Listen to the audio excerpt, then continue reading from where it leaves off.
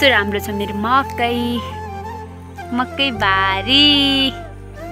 लगभग मैले 4 कट्टा जति लगाएको छु मकै, यहाँदेखि लगेर उता 4 कि 5 कट्टा जति होला लगभग। यो लिच्चीहरू भयो,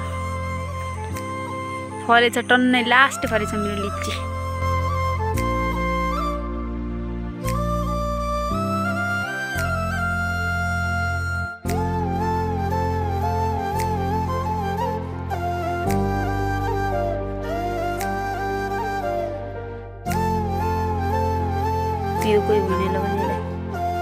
नमस्ते ढोटिया, आज हामीले चाहिँ यो मकै गर्ने काम गर्न लागेको छु। म तपाईहरुलाई मेरो बुवा तपाईहरुले सिकाउनुहुन्छ कि मकैलाई कसरी हेरचाह गर्ने, कसरी गोडमेल गर्ने, कसरी मकैहरुलाई कतिको दूरीमा लगाउनु पर्छ, कसरी सिँचाइ गर्नुपर्छ, कुन टाइममा गर्नुपर्छ, अनि कस्ता कामहरु गर्दाखेरि चाहिँ हाम्रो मकै राम्रो उत्कृष्ट फल्छ भनेर चाहिँ तपाईहरुलाई सिकाउने छु तरै क्षेत्रमा। आउनु चाहिँ हामी बुवाको इन्टरभ्यु लिने छौं। डल्लीको र हजुरबाको अनि हजुरआमाको भेट चाहिँ अहिले भयो, किनभने हिजोदेखि डल्ली मामा घरमा थिए। अहिले त्यहाँ माया पिरती साट्ने काम भइरहेछ। यहाँ मकै गोडिराख्नु भयो बुवाले। उता हेर्नुहोस्, तिमीहरू सब पाइन्छ उता हेर्नुहोस्, उता हेर्नुहोस्, बिराम भयो भनेर डल्लीले सुनेर राखेको छ हजुरबासित। हो, आउनको लागि कस्तो गरिरहेछ डल्ली।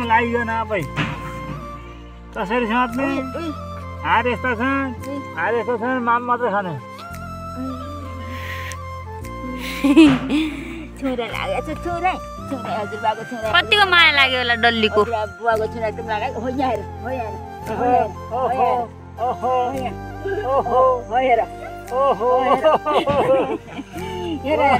उता केटोले खनिरहेछ,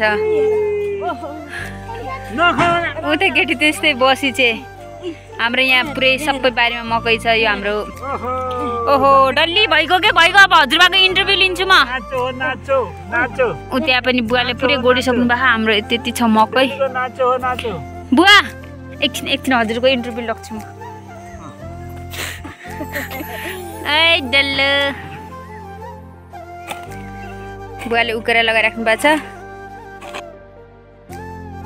बुवाले मकै गोडिराख्नु भयो। म बुवालाई सोध्छु, बुवा यो मकै गोड्नै पर्छ र नगोडे हुन्न र? गोडेपछि के फाइदा हुन्छ? धेरै फल्छ र गोडेपछि भनिदिनु न।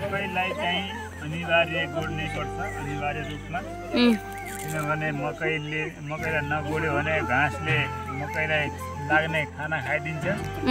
अनि मकै चाहिँ मसिनो हुन्छ। अनि बुट्टा मसिनो भयो भने पछि घोगा पनि लाग्दैन, सानो लाग्छन्। घोगा मतलब कोसा? कोसा। अनि चाहिँ त्यसैले मकैलाई जति सक्दो 3 पटक पनि गोड्न सकिन्छ। हजुर। अनि चाहिँ मकैलाई प्रशस्त मात्रामा खाना पनि चाहिन्छ, पानी पनि चाहिन्छ। पानी सिँचाइ अब चाहिँ मकैले मोटा डाँठ हुन्छन् अनि धेरै कोसा लाग्छन्।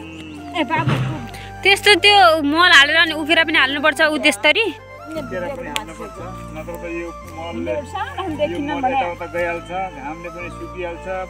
सुकाएर लाग्यो भने माटोले ओछिलोपना भइरहन्छ। यो उखेर लगाइसकेको थियो नि सिँचाइ गर्ने? काम गर्न दिन्न के रे, मेरो नातिनीले यस्तै सुहाइदिराख्नु पर्छ। खै त हजुरबा र हजुरआमा र नातिनीको फोटो खिचौँ, फोटो खिचौँ। काम गर्न दिन्न, हाम्रो नातिनी यस्तै सुहाइदिराख्नु भन्छ के रे। अब खाना पकाउन जानु पर्यो। हुन्छ त बुवा, हजुर पनि अब घर आउनुहोस् त, हामी गयौँ। भोलि गरौँ ल, सबै मिलेर भोलि गर्नुपर्छ मकै। ल बुवाले त्यो मल उठाइराख्नु भयो। अब हामी चाहिँ घर बाइग्यौँ अनि खाना पकाउँदैनौँ। सक्यो, बाई बाई। ल बाई बाई। मेरो छिल्लर पार्टी माइतबाट मलाई पुगाउन